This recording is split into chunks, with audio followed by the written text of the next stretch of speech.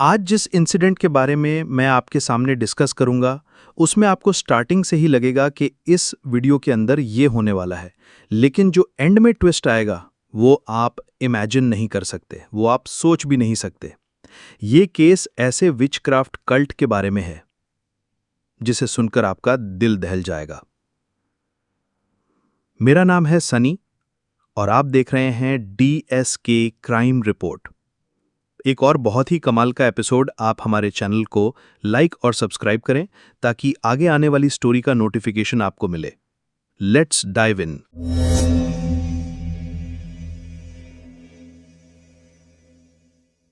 इस इंसिडेंट को समझने के लिए हमें अमेरिका के इलिनॉय स्टेट में एक छोटे से टाउन क्लेरमाउंट में जाना पड़ेगा और टाइम था 22 अगस्त 2005 की आधी रात का, जब रिक नाम का एक बंदा अपनी गाड़ी लेकर एक घर के सामने पहुंचा और उतरकर गाड़ी से उसने घर का मेन दरवाज़ा खटखटाया। असल में वो बहुत ज़्यादा एक्साइटेड था ये दरवाज़ा खोलने के लिए, क्योंकि आज की रात उसके लिए बहुत बहुत स्पेशल होने वाली थी। सो कुछ ही मिनट रिक ने वेट किया। फाइनली वो दरवाज़ा खुला और दरवाजे के उस तरफ 38 ईयर्स ओल्ड आयरीन कॉटनर। उसने दरवाज़ा खोला और सामने वो रिक को देखकर बहुत बहुत ज़्यादा खुश थी। उसने रिक को इशारा किया कि आओ अंदर आ जाओ, और रिक ने अपने साइड में खड़े हुए एक दूसरे व्यक्ति को देखा। जी हाँ, ये दूसरा व्यक्ति रिक अपने साथ लेकर आया था। उसका नाम था डेविड लिडनर। सो डेविड ने भी इशारा किया कि हाँ चलो अंदर चलते हैं। रिक और डेविड दोनों अंदर की तरफ गए। रिक ने पीछे मुड़कर दरवाज़ा वापस बंद किया। अभी आयरेनिया के पीछे पीछे उसके लिविंग हॉल में जाने लगे। असल में आयरेनिया कॉटनर ये एक अलग ही चीज़, एक अलग ही बीमारी। क्योंकि दिन के टाइम पर तो ये अपनी नॉर्मल नौकरी कर रही थी एक वॉलमार्ट स्टोर के अंदर, बट जैसे ही रात होती इसकी शक्तियाँ दोगुनी हो जाती। ये असल में एक डायन। अब आप सोच रहे होंगे कि सनी क्या बकवास कर रहा है, डायन माइन ये सब कुछ नहीं होते हैं। लेकिन हाँ, होते हैं जिनके माइंड में ये सब कुछ बन जाता है और जो उस तरीके के कल्ट्स को फॉलो करते हैं वो अपने आप को डायन समझते हैं। और ऐसा ही कुछ अब ये आयरेनिया भी करने वाली थी। इसने अपने दोनों साथी रिक और डेविड, उन दोनों को अंदर बुलाया, अपने लिविंग हॉल में लेकर गई। और जैसे ही ये रिक और डेविड इस लिविंग हॉल में पहुंचे, इन्होंने देखा कि पूरा गुप अंधेर इस लिविंग हॉल के अंदर।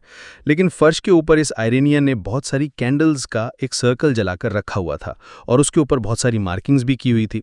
असल में आयरेनिया जिस डायन के ग्रुप्स को हैंडल कर रही थी, ये उनकी लीडर थी। इस ग्रुप का नाम उसने कॉवन रखा हुआ था और डेविड और रिक ये दोनों इसके मेंबर थे। असल में तकरीबन 1.5 साल पहले, यानी कि 2003 के आसपास, रिक ने हैरी पॉटर मूवी देखी थी और उस मूवी को देखकर ही रिच के माइंड में विचक्राफ्ट जैसी चीज़ घर कर चुकी थी। उसको बहुत ज़्यादा एक्साइटमेंट थी कि इन चीज़ों से जुड़ने की, आखिर इनके साथ आगे क्या होता है अगर ऐसा वो करने लग जाए। सो अपनी इसी इच्छा की वजह से वो आयरेनिया के कांटेक्ट में आया और बाद में अब पहली बार वो डेविड को भी अपने साथ लेकर आया था इस कोवन के अंदर, ताकि वो आयरीन से मिलवा सके और अपनी आज की रात, जो अब आने वाले टाइम में बहुत बहुत स्पेशल होने वाली है, उसको वो अंजाम दे सके।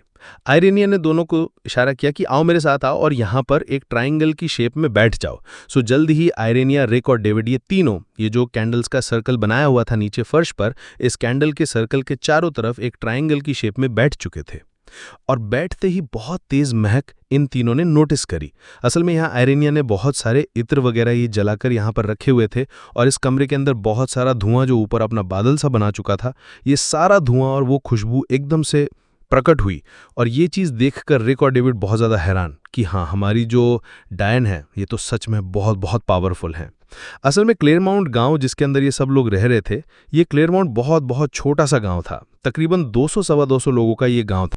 इनफैक्ट वो काफ़ी बार बीमार भी पड़ चुकी। जिस भी रात को वे सब काम, ये काला जादू परफॉर्म करते, अगली सुबह आयरेनिया की तबीयत खराब हो जाती। उसको बहुत ज़्यादा एंग्जाइटी रहने लगी और इस बात का डर रिक के माइंड में बैठ चुका था कि अगर आयरेनिया बीमार हो सकती है तो वो सोचकर देखिए लिंडसी नाम की वो बुरी डायन कितनी ज़्यादा पावरफुल होगी कि वो दूर बैठे बिना कुछ करे ही आयरेनिया के साथ ये सब कुछ कर सकती है। रिक के माइंड में सब कुछ चलने लगा कि आयरेनिया अगर इतनी बीमार हो सकती है तो उसके ऊपर भी तो थोड़ा बहुत असर होगा, या फिर हो सकता है उसके ऊपर ज़्यादा असर हो जाए और वो भी इसी तरीके से बीमार रहने लगे या फिर डिप्रेशन का शिकार हो जाए। सो आज ये फाइनल अटेम्प्ट होने वाला था उस पूरे की पूरी श्राप को खत्म करने का, लिंडसी को इस दुनिया से गायब करने का, इस गांव से इस बुरी शक्ति को अच्छे तरीके से आज़ाद करने का। अभी इनके ये प्रैक्टिस शुरू हुए तकरीबन 5 से 7 मिनट की बीते थे, तभी आर्यन ने दोनों की तरफ इशारा किया कि ये जोर जोर से नाम लेने लगो। असल में जो इशारा आर्यन ने किया था उसका मतलब था कि अब इनको बहुत जोर जोर से चिल्लाना है, क्योंकि अब इनको अपने पास वो अनदेखी पावर्स को भी बुलाना है, जिससे उनको वो शक्ति मिलेगी जो वो बुरी शक्ति से जाके लड़ेगी। ये तीनों बहुत जोर जोर से नाम को चिल्लाने लगे, मरे हुए लोगों के नामों को बोलने लगे, मरी हुई शक्तियों को बुलाने लगे अपने पास।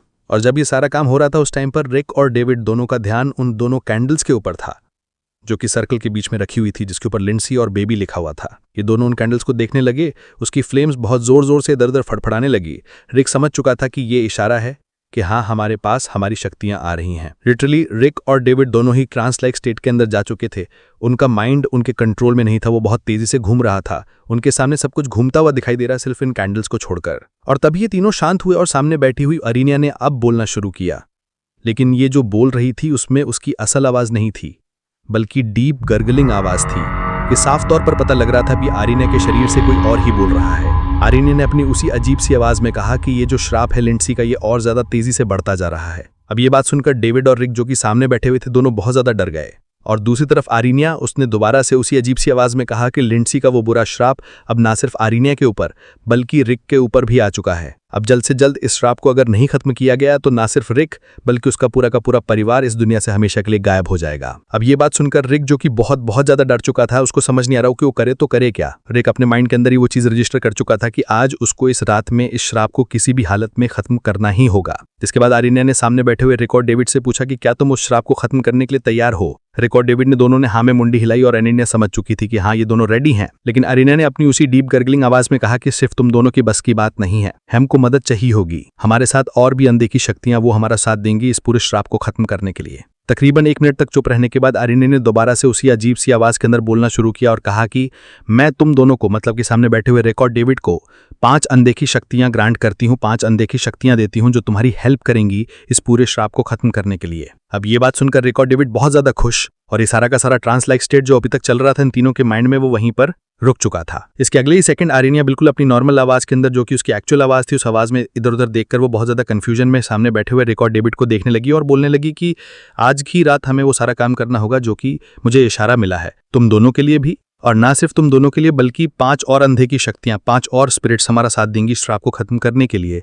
लेकिन उसने हमें डेडलाइन दी है, एक टाइम की। ये जो 2 कैंडल्स जल रही हैं जिसके ऊपर लिंडसी और बेबी लिखा हुआ है, ये दोनों कैंडल्स जलकर पूरी खत्म ना हो जाए, उसको खत्म होने से पहले ही हमें हमारा काम करना पड़ेगा, उसको अंजाम देना पड़ेगा। ये कह के आरीनिया ने अपना झोला, जो कि उसने अपने साइड में रखा हुआ था, उस झोले की चेन को खोला, उस झोले में से एक टूल निकालकर सामने बैठे हुए डेविड को दिया, और डेविड ने उस टूल को निकालकर अपनी जेब में रखा और आरीनिया ने कहा कि ये टूल हमारी मदद करेगा इस पूरे श्राप को खत्म करने के लिए। इन तीनों के पास टाइम बहुत कम था। कैंडल धीरे धीरे नीचे जलती जा रही थी, उसका मॉम खत्म होता जा रहा था। ये तीनों वहां से खड़े हुए, तीनों इस अपार्टमेंट से बाहर निकले। अब बाहर निकलते ही जैसे ही रिक ने आसपास की दीवारों को देखा और भी घरों को देखा, तो उसको वहां पर बहुत सारी परछाइयां दिख रही थीं। रिक समझ चुका था कि आयरीन ने जो वो अंधे की शक्तियां बुलाई थी, 5 जो कि उनके साथ देने वाली थीं, वो उनके चारों तरफ घूम रही हैं उनको प्रोटेक्ट करने के लिए। वो इस श्राप को जल्दी से जल्दी इन शक्तियों की सहायता से खत्म कर सकते हैं। जिसके बाद ये सभी अपनी गाड़ी में बैठे और ये गाड़ी यहां से निकल चुकी थी अपने अंजाम के लिए। इसके कुछ ही मील दूर, जहां पर वो 16 साल की लिंडसी बुरी डायन रहा करती थी, उसके घर पर बिल्कुल शांति का माहौल था। अब मैं आपको थोड़े से नाम बताऊंगा, यहां पर आपको कंफ्यूज नहीं होना, यहां पर कुछ आपको नाम ध्यान रखने पड़ेंगे, कौन किसका क्या लगता है इस स्टोरी को अच्छे से समझने के लिए। लिंडसी के घर की किचन में 20 साल का जोश नाम का एक लड़का आराम से बैठकर खाना खा रहा था। उसका खाना अभी कंप्लीट हुआ ही नहीं था। असल में जोश लिंडसी को बहुत अच्छे से नहीं जानता। उसको पता है कि इस घर के अंदर लिंडसी नाम की एक ही लड़की रहती है और वो प्रेग्नेंट है, लेकिन वो उसको कुछ खास अच्छे से नहीं जानता। वो यहाँ पर लिंडसी से मिलने भी नहीं आया था, वो बल्कि यहाँ पर अपनी माँ से मिलने के लिए आया था। असल में जोश की माँ ने, जब जोश बहुत छोटा था, उस टाइम पर जोश को लावारिस छोड़ दिया था, और उसके कुछ टाइम बाद वो अपने पति को भी लावारिस छोड़कर चली गई। जिसके बाद उसके पति ने जोश को ढूंढा और बाप ने खुद अपने बेटे को अच्छे तरीके से पाला, उसको बड़ा किया, और बाद में 18 साल की उम्र के आसपास जोश वहीं की आर्मी के अंदर भर्ती हो चुका था। और अब 20 साल की उम्र में उसकी आर्मी वाली नौकरी अब मिडल ईस्ट की तरफ आने वाली थी। उसको वहां से उठाकर यहाँ मिडल ईस्ट में भेजा जाना था। बट तकरीबन आज से 3 हफ्ते पहले जोश, जो कि अपनी मिलिट्री की नौकरी पर था अमेरिका में ही, उसको वहां फोन आया कि उसके पिता की मौत हो चुकी है। अब जैसे ये बात उसने सुनी, उसको एक खबर मिली अंदर से, जोश पूरे तरीके से टूट चुका था। उसने तुरंत फ्लाइट पकड़ी, वो इलिनॉय आया, अपने गांव क्लेयरमंट में गया, और वहां उसकी माँ अपने पति यानी कि जोश के पिता के फ्यूनरल के ऊपर आई हुई थी, उसका मरने का दुख जताने के लिए। और वहीं बहुत लंबे टाइम बाद जोश ने अपनी माँ को देखा। वो अपनी माँ को पहचान तो गया था कि हाँ ये मेरी माँ है, बट उसने उस टाइम पर अपनी माँ से बात नहीं करी। जैसे ही फ्यूनरल पूरा कंप्लीट हुआ, उसने जाकर अपनी माँ के साथ कन्फ्रंट किया। बेशक उसके माइंड में बहुत ज़्यादा गुस्सा था, क्योंकि उसकी माँ ने बहुत छोटी उम्र में ही उसको लावारिस छोड़ दिया था, उसके पिता को भी छोड़ दिया था। लेकिन फिर भी अब क्योंकि उसका पिता इस दुनिया में नहीं था, तो जोश के लिए अपने पेरेंट्स के रूप में सिर्फ उसकी माँ ही उसके पास थी। इसलिए जोश ने अपना गुस्सा सारा शांत किया। उसने अपनी माँ से जाकर बातें करी और उसकी माँ ने ही उसको यहाँ पर बुलाया था, इस घर पर जहाँ वो रहा करती थी। जोश की माँ क्लेयरमंट के इस घर में अपने बॉयफ्रेंड के साथ रह रही थी। जोश को भी अच्छे से पता था कि उसकी माँ अपने बॉयफ्रेंड के साथ इस घर में रहती है, बट इस घर के अंदर जाने के बाद उसको पता चला कि यहाँ पर ना सिर्फ उसकी माँ और उसका बॉयफ्रेंड है, बल्कि उसके बॉयफ्रेंड की पहली शादी से जो उसका बेटा था जैकी। अब आप थोड़ा सा कंफ्यूज मत होना, समझने की कोशिश करिएगा। जोश की माँ का बॉयफ्रेंड और उस बॉयफ्रेंड की पहली शादी और उस पहली शादी से हुआ एक लड़का जैकी, और उस जैकी की गर्लफ्रेंड लिंडसी जो कि प्रेग्नेंट थी, वो सारे लोग अब इस घर के अंदर ही रह रहे थे। और जोश जब शाम के टाइम पर इस घर के अंदर आया था, वो आकर सबसे पहले अपनी माँ से मिला, उसकी माँ ने अपने बॉयफ्रेंड से मिलवाया और उस बॉयफ्रेंड ने ही अपने बेटे जैकी से मिलवाया, और जैकी ने अपनी प्रेग्नेंट गर्लफ्रेंड लिंडसी से मिलवाया जिसकी उम्र 16 साल की थी। जोश को अजीब तो लगा कि इस घर के अंदर इतने सारे लोग रह रहे हैं, इन बिटवीन इसके अंदर एक प्रेग्नेंट महिला भी है, प्रेग्नेंट लड़की भी है, वो कैसे मैनेज करती होगी। लेकिन ऐसा कुछ भी नहीं था। लिंडसी और उसका बॉयफ्रेंड जैकी, ये दोनों घर के नीचे वाले मतलब कि बेसमेंट में रह रहे थे, और उनका ऊपर वालों से कोई खास लेना देना नहीं। वो ना ही ऊपर वालों को डिस्टर्ब करते, ऊपर वाले अपनी ज़िंदगी जैसे मर्जी निकाले, नीचे वालों को कोई लेना देना नहीं। नीचे वाले कैसी ही खटपट करे रात को, ऊपर वालों को कोई लेना देना नहीं। सो उस रात जैसे ही जोश ने अपना वो खाना कंप्लीट किया, वो अपनी प्लेट उठाकर सीधा सिंक के पास गया जहाँ पे उसकी माँ खड़ी थी, बर्तन वगैरह साफ़ कर रही थी। उसने अपनी वो प्लेट अपनी माँ को दी ताकि वो साफ़ कर सके, और अपनी माँ को गुड नाइट विश करके वो अपने ऊपर वाले कमरे में जा चुका था जहाँ उसकी माँ ने पहले से ही उसके बिस्तर लगा रखे थे। जोश को एकदम से उस टाइम पर नींद नहीं आई, क्योंकि उसकी ज़िंदगी में पिछले कुछ टाइम के अंदर बहुत कुछ हो चुका था। उसकी आर्मी वाली नौकरी अब यहाँ से ट्रांसफ़र होकर मिडल ईस्ट में आने वाली थी। उसको समझ नहीं आ रहा था कि वो वहाँ पर कैसे एडजस्ट कर पाएगा, क्योंकि मिडल ईस्ट में गर्मी बहुत ज़्यादा पड़ती है। उसको उस चीज़ की भी चिंता थी, और इन बिटवीन उसके पिता की भी डेथ हो चुकी थी, और उसके दुख से वो बाहर निकल ही नहीं पा रहा। और तीसरी सबसे बड़ी बात, वो अपनी माँ के साथ कनेक्ट हो चुका था दोबारा। अब उसे आगे का नहीं पता था कि उसकी माँ के साथ आगे के रिलेशंस उसके साथ कैसे रहेंगे। सो ये सब बातें माइंड में लेकर, अपनी टेंशन्स लेकर फाइनली उसकी नींद लगी।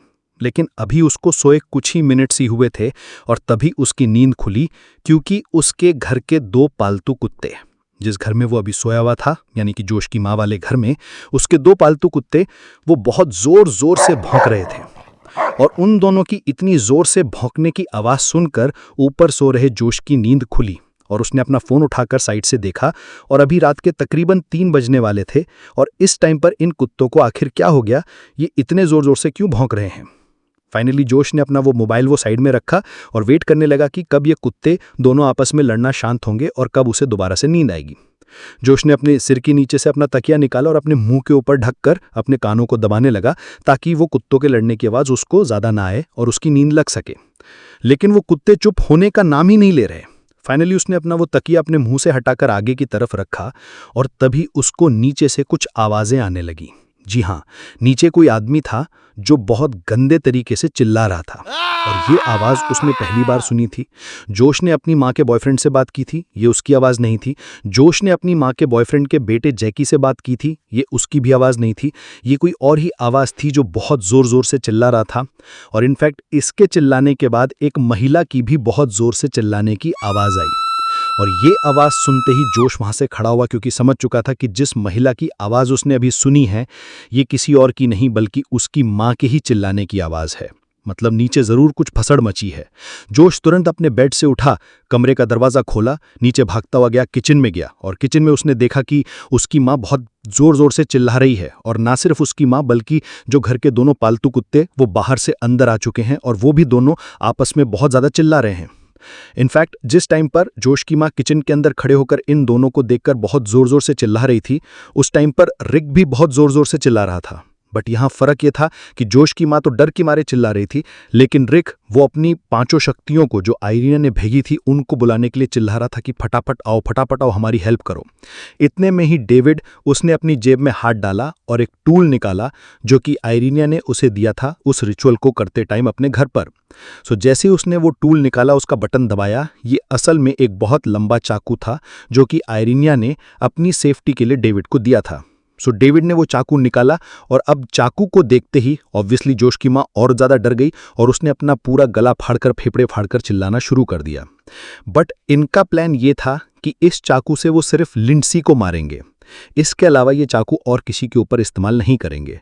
अब रिक को प्लान अच्छे से पता था कि उनको सिर्फ लिंडसी का मर्डर करना है, डेविड और रिक ने मिलकर लिंडसी का मर्डर करना है। बट रिक को इस बात का कोई अंदाजा नहीं था कि इस काम को करने के लिए डेविड किस हद तक सीरियस है। जी हां, डेविड इस काम को निपटाने के लिए किसी भी लेवल तक जा सकता था। इसके अलावा रिक को इस बात का भी कोई अंदाजा नहीं था कि आइरेनिया ने पहले से ही डेविड को सब कुछ समझाकर भेजा हुआ था। वहीं घर पर आइरेनिया ने अकेले में डेविड को बुलाया और सब कुछ समझा दिया था कि बीच रास्ते में कोई भी आए तुमको बिल्कुल इग्नोर करना है उसे।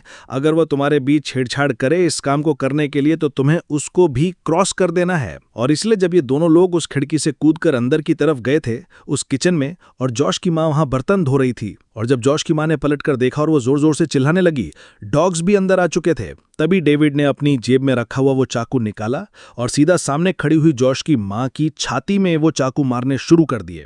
और इतने चाकू मारे कि जॉश की माँ चिल्लाते हुए नीचे जमीन पर गिर चुकी थी, खून चारों तरफ फैल चुका था। और ये वो मोमेंट था जिस टाइम पर ऊपर सो रहे जॉश ने वो सब कुछ नीचे हो रही इस भसड़ को सुना और वो सुनकर तुरंत भागते हुए नीचे की तरफ आया।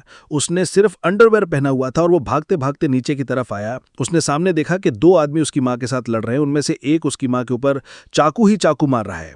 और उस चाकू मारने वाले व्यक्ति ने सीढ़ियों की तरफ देखा कि नीचे जॉश भागता हुआ आया है, तो डेविड ने जॉश की माँ को वहीं पर छोड़ा और जॉश को वहां पकड़कर उसके गले को पीछे से पकड़कर जॉश की छाती में चाकू मारे। और जॉश भी छाती में चाकू लगने की वजह से नीचे जमीन पर गिर चुका था। उसके शरीर पर भी बहुत ज्यादा खून और नीचे फर्श पर भी बहुत ज्यादा खून फैल चुका था। इतना ही नहीं, जिस टाइम पर डेविड जॉश को चाकू मार रहा था उस टाइम पर रिक ने अपनी जेब में रखा हुआ पेपर स्प्रे निकाला और सीधा जॉश की आंखों में वो मारने लगा, इसलिए उसकी आंखें बहुत ज्यादा जल रही थी, उसको सामने क्लियर कुछ भी दिखाई नहीं दे रहा था। अब इस घर के अंदर इतनी बड़ी ये भसड़ सी मच चुकी थी, नीचे बेसमेंट में सो रहे जैकी और ये लिंसी, उनको इसकी आवाज आ चुकी थी। सो लिंसी भागते हुए ऊपर की तरफ आई तो उसने देखा कि ये रिक और डेविड जॉश और उसकी मां के साथ लड़ रही हैं। इतने में ही लिंसी घर का मेन दरवाजा खोलकर घर से बाहर निकली और बराबर में पड़ोसियों के घर जाकर उनका दरवाजा खटखटाया, हेल्प मांगी, और उन पड़ोसियों ने ही लिंसी के कहने पर पुलिस वालों को फोन भी कर दिया था। अब बेसमेंट से ना सिर्फ लिंसी भागकर ऊपर आई थी बल्कि उसका बॉयफ्रेंड जैकी जो कि नीचे सो रहा था उसके साथ,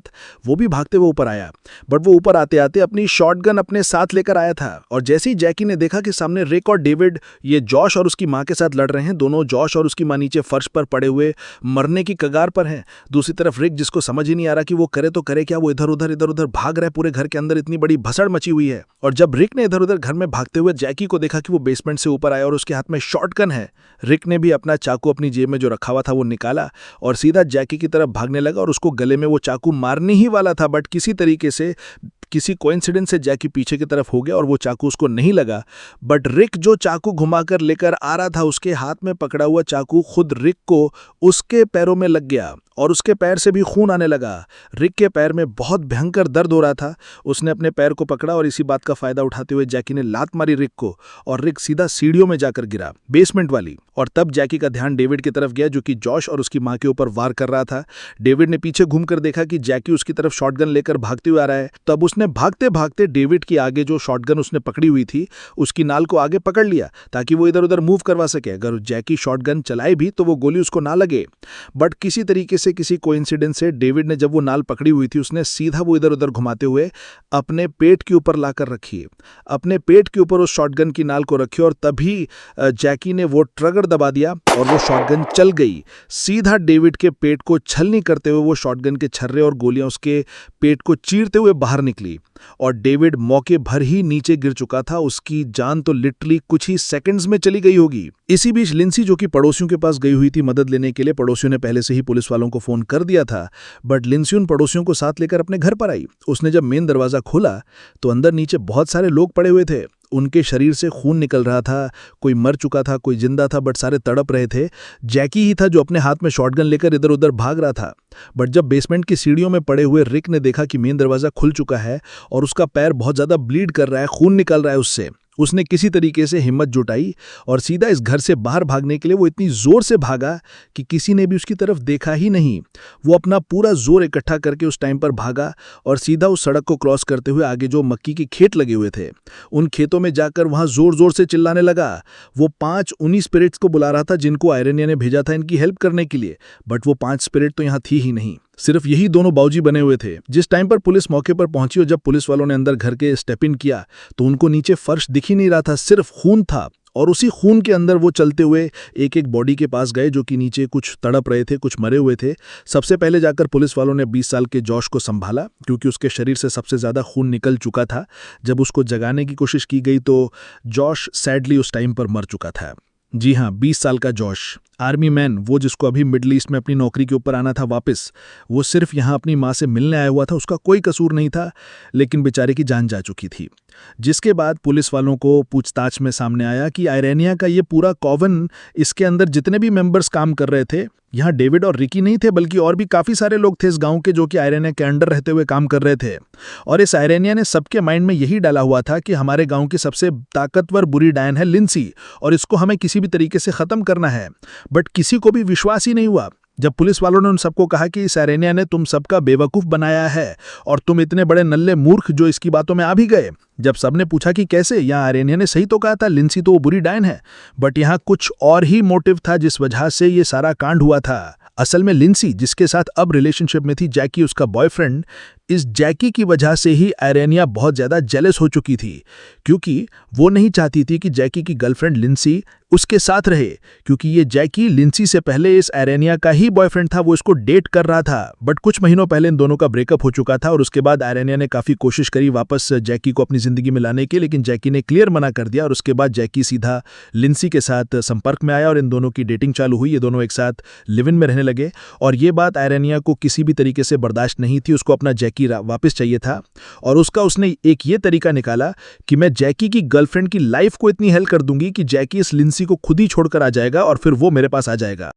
उसने एक बहुत तगड़ा प्लान बनाया, ये डायन वाला। उसने अपना एक पूरा कॉवन बनाया और उसके अंदर मेंबर्स हायर किए। सिर्फ उन मेंबर्स के माइंड में यही डाला गया कि हमारे गांव की सबसे बुरी डायन है ये लिंसी और इसको हमें किसी भी तरीके से खत्म करना है। उसने अपने सभी मेंबर्स को समझाना शुरू कर दिया कि हमें किसी भी तरीके से इस बुरी डायन से छुटकारा पाना ही होगा, वरना हम सभी मारे जाएंगे, ये हम सब पर भारी है। और लिटरली जितने भी मेंबर्स थे इस कॉवन के अंदर, इस आयरेनिया के कॉवन के अंदर, वो सभी मारने के लिए तैयार भी थे इस लिंसी को, वो इसकी जान के पीछे पड़े हुए थे। लेकिन इस पूरे प्लान को अंजाम देने के लिए इस आयरीन ने सिर्फ रिक और डेविड को ही चुना क्योंकि ये दोनों बहुत ज़्यादा हट्टे कट्टे थे, किसी के ऊपर भी ओवर पावर हो सकते थे। बट इतनी बड़ी भसड़ मचाने के बाद भी लिंसी तो नहीं मरी, ना ही उसका बॉयफ्रेंड जैकी उससे अलग हुआ। इनफैक्ट गई तो सिर्फ एक बेकसूर की जान, जॉश, जिसका कोई लेना देना नहीं था इस पूरे तामझाम से। वो तो यहाँ पर अपनी माँ से मिलने के लिए आया था बेचारा, वो अपनी जान से हाथ धो बैठा। इसके अलावा डेविड, जो यहाँ पर इस सारे कांड को अंजाम देने के लिए आया था रिक के साथ, डेविड, उसके पेट में जो शॉटगन की गोली लगी थी उसका पेट पूरा फट के फ्लावर हो चुका था, पंखुड़ियों की तरह उसका पेट खुल चुका था। उसकी भी मौके पर ही मौत हो गई। बट जॉश की माँ, जिसके ऊपर सबसे पहले डेविड और रिक ने वार किया था, वो किचन के अंदर अपने बर्तन धो रही थी। उसकी छाती के ऊपर भी बहुत सारे वार किए गए थे, लेकिन एट द एंड किसी तरीके से डॉक्टर्स ने जॉश की माँ को बचा लिया और उन्होंने फुल रिकवरी भी करी। कोर्ट के अंदर एक केस चला, आयरेनिया को भी गिरफ्तार कर लिया गया था और फाइनली कोर्ट ने आयरेनिया के ऊपर फैसला सुनाया और उसको 57 सालों की गैर जमानती सजा दी गई। रिक को भी मर्डर के लिए गिल्टी ठहराया गया और उसको भी कोर्ट ने 20 सालों की सजा दी। सो आई थिंक आप में से किसी को भी लगा ही नहीं होगा कि जिस तरीके से ये पूरी स्टोरी चलती आ रही थी, पूरा इंसिडेंट चलता आ रहा था, इसके पीछे मोटिव हो सकता है। क्योंकि जब मैं इसको लिख रहा था तो मुझे भी विश्वास नहीं हुआ कि कोई ऐसा बेवकूफ़ कैसे हो सकता है, किसी की भी बातों में आकर वो किसी का भी मर्डर करने के लिए ऐसे कैसे चल सकता है। मुझे तो समझ नहीं आता कि आज हम 21वीं सेंचुरी के अंदर हैं और लोग आज भी इन डायन, तंत्र, मंत्र, काला जादू इनके अंदर विश्वास रखते हैं। ऐसा कैसे पॉसिबल है? खैर, मिलते हैं अगली वीडियो में। ये वीडियो देखने के लिए धन्यवाद।